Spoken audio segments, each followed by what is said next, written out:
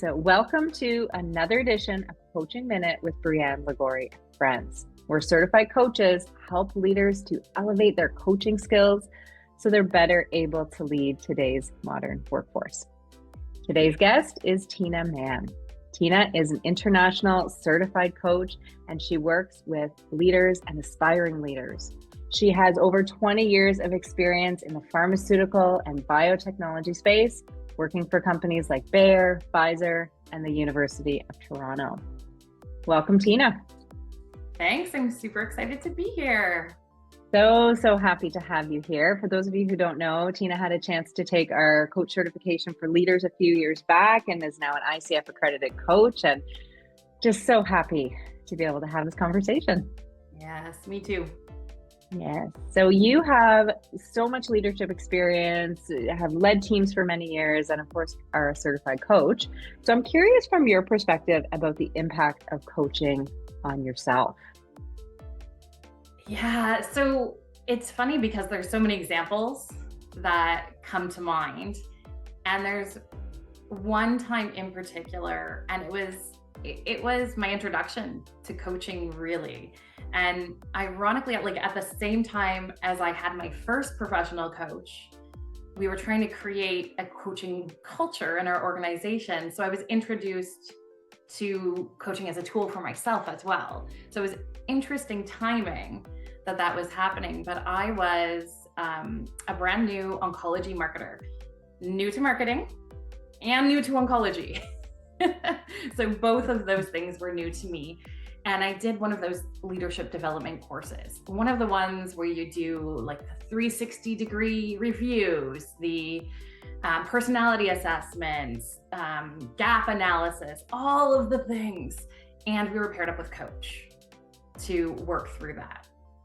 So what I couldn't get over was the fact that all of these learnings I had about myself, which of course I could read and learn and understand, the coach helped me apply them to real-time, real-world situations that I was in, and how these qualities that I brought to the table were influencing the people in the environment around me, and vice versa. And so I had that opportunity and I loved it. Now, what I will say, for anyone who's not been a marketer in the pharmaceutical industry, it's a pressure cooker. It's a lot. Ooh, yeah. Feel you on that. Yes. And probably also the most stimulating, mentally stimulating, interesting, engaging role I've ever been in. You have no authority over anyone, yet you need the whole cross-functional team aligned. I will say that I got to the point after a while of realizing there was a chance I was on a fast track to burnout. This interesting, engaging role that I loved, no matter how many extra hours I worked, nights and weekends, it was still a pressure cooker. Effort didn't relieve the pressure.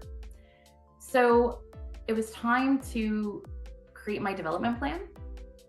And finally I was like, I could take another course, I could read another book, I could test out another skill, or I could ask to work with this coach that I worked with in the program, the leadership program, and see if that can help. And that's what I chose to do for my own development that year, was work with the coach. And it was just a fantastic experience and incredibly impactful for my own confidence, my own ability to navigate complex situations and see what was happening without emotion, with less emotion. With less emotion. And so that was one of the most impactful coaching experiences for me, in a new role, with a new team, completely new experience, quite overwhelming, but loving the role and wanting to prevent burnout from it. And so I did accomplish my goals. Side benefit, I also figured out with a lot of clarity what I wanted to do next, and developed the plan and the courage to make that happen. That's amazing. And I totally feel you when you say pressure cooker. And I coach people across the world, and I feel like this is a bit of a common thread, no matter what industry, no matter what role, is people are struggling. And a lot of people are on a fast track to burnout. And a coach can help tremendously in that area. Yeah. And I feel like, we have a tendency to rely on some skills that got us through this type of thing in the past, right? Like, I'll just knuckle down and I'll work harder a little bit longer. Yeah. I'll do more. I'll just do more, and then it's going to get better. And if you're honest with yourself, it doesn't. Like, it's just a perpetuating thing. Or I shouldn't say it doesn't get better. It can. That can help in a crunch time, but when it doesn't, you need another tool in your toolbox. And having someone help you see different perspectives is incredibly helpful and supportive in that type of environment. So it was helpful for me, and I recommend it for other people as well. You're right, though. It's so common, that fast track to burnout. It really, really is. I mean, I think the workforce has changed so much over the past, even 3 to 5 years. Like, there's so much pressure happening. We've got new generations coming in. It's much more diverse. Post-COVID, people are looking for something different in a leader. Things have shifted dramatically. So I'm curious, from your perspective as a seasoned leader, how do you see coaching sort of fitting into that picture of being able to engage today's modern workforce? So I'm a bit biased, obviously, yourself as well. Yeah. I'm not sure you can engage people without coaching anymore. I definitely am not sure you can do it as a team, have a team that's all engaged without coaching. And I'll give an example. The last team I managed was by far the most diverse team I have ever been part of. I have ever not just managed, but even been part of. And this team had 40 years of experience gap between the newest person and the most senior experienced person. 40 years. Of course, men and women, all sorts of different cultures, ethnicities, religions. I had 2 different religious leaders on my team. And of course, the same goals, the same intense pressure and challenges that you have to perform. And I looked at my team and I was like, at first I was like, this is amazing. Look at the diversity. And then I watched and I was like, oh, there's a huge risk to the diversity. It's division.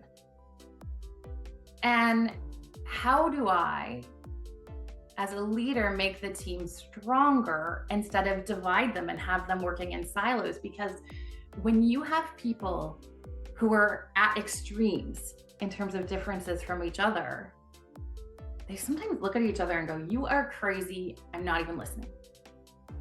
I can't even hear you because it's so different than the approach I would take, the way I would do things.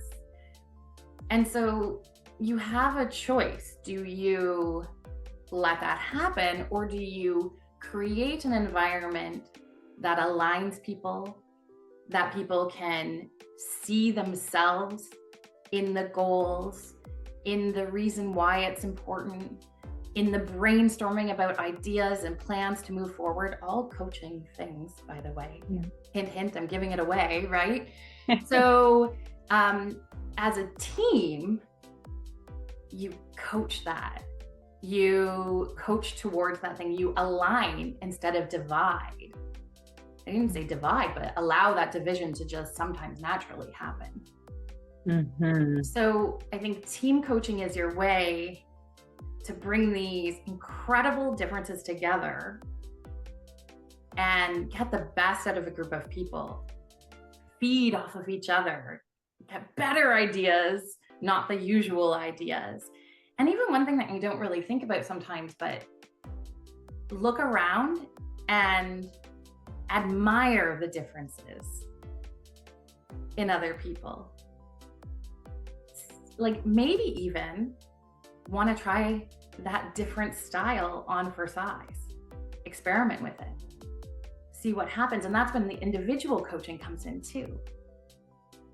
So once you combine the individual coaching and the group coaching, you can actually make sure that that diversity doesn't divide people, but rather unites them, optimizes them, gives them better performance as individuals and as a group.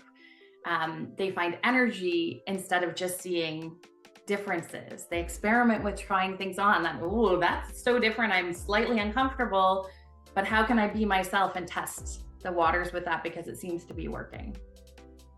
So that's how I feel about coaching and diversity in the workplace. Yes. It's coaching has this really powerful way of opening up people's minds to different ways of looking at things, to bring people together, to unique perspectives, and coming up with a bit of a collective perspective as a team as you're doing some team coaching. So we have this tendency to sometimes, if we don't do it consciously, feel like strong difference is bad because it's not the way we would do it.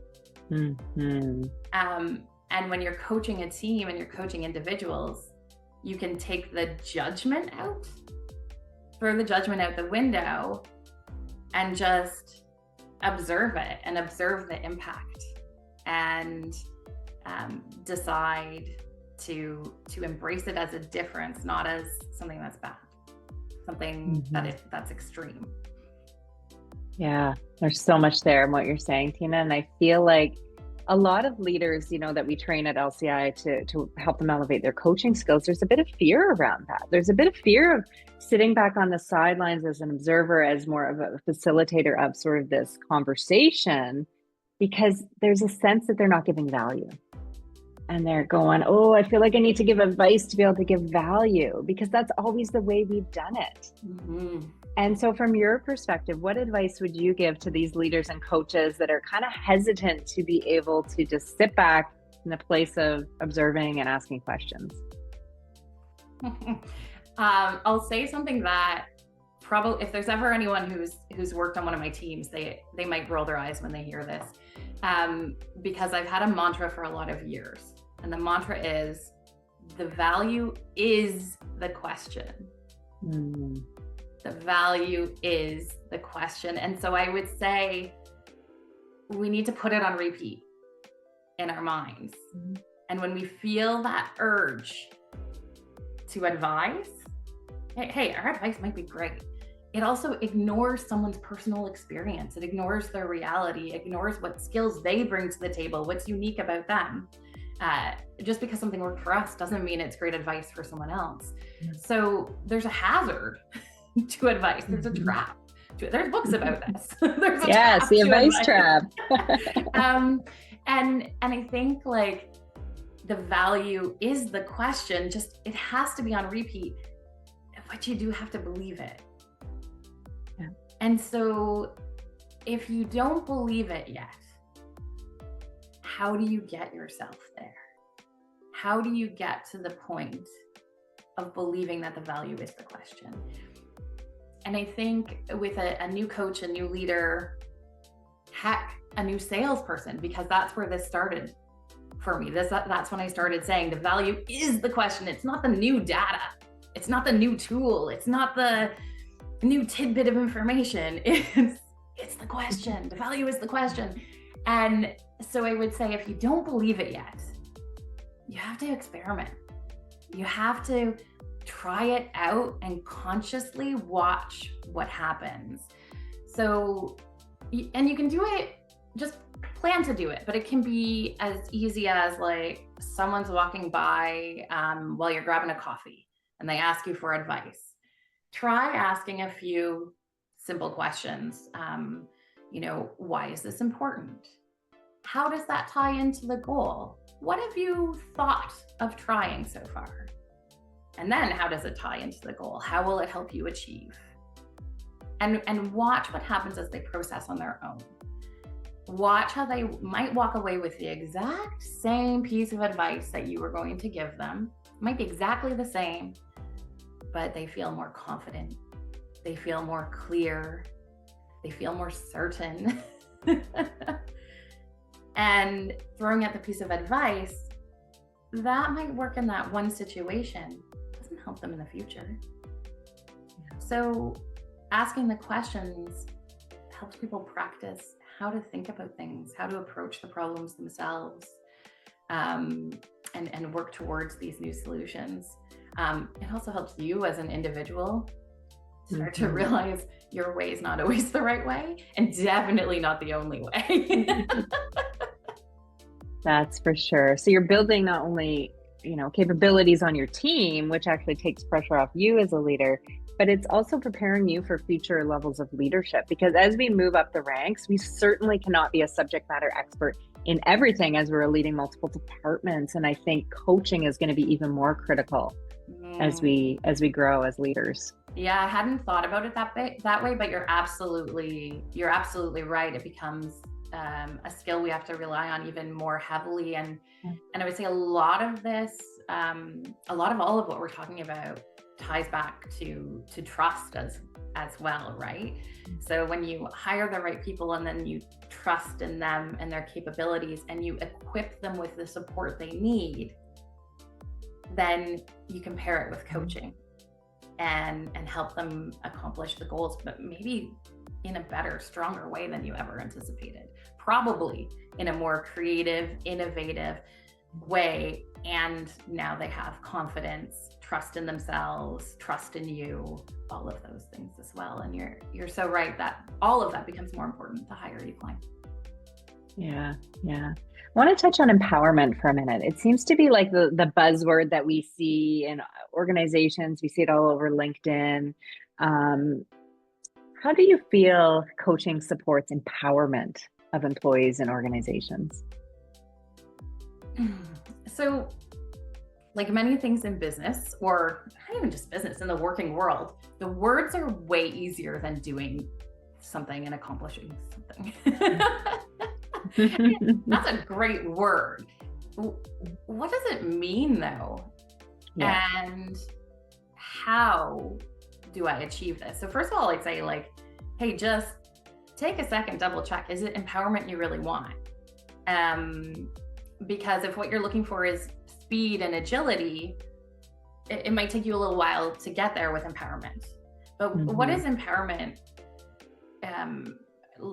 At its core, we've got trust. And this keeps coming up because this is really important in coaching, right? Like you have to trust that people are resourceful, that they are capable, that they can find their own way and you can help them get there. And that way doesn't have to match your way.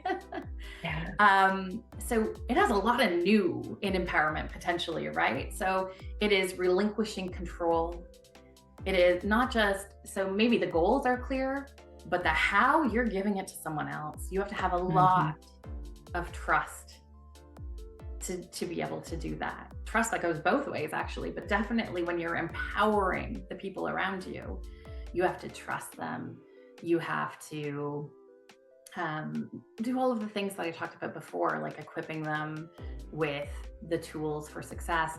And it's really interesting to me because I think empowerment and the next word I think of is coaching. Yeah, and go together. Yeah, it's very much like I don't know that you can do one without the other. I would say you can't. I would say you can't empower people, or the situation would be rare where you could empower people without coaching also.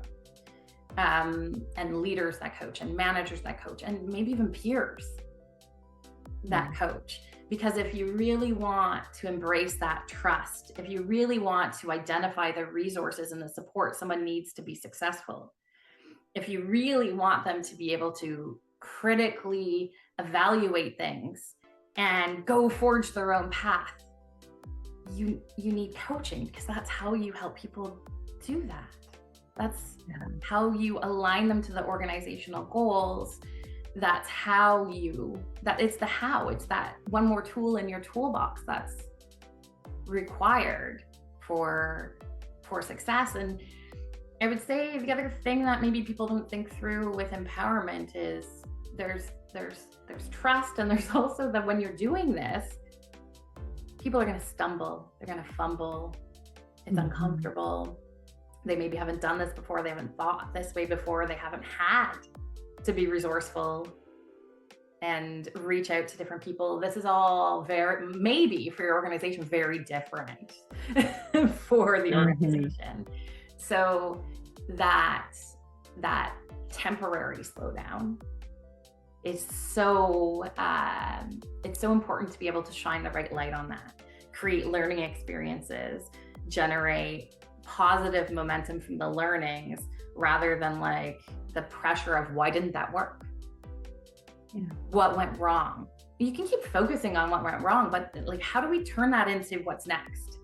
How do we create empowerment with energy, with an addition of innovation and creativity? And that's coaching, team coaching and individual coaching. Yeah.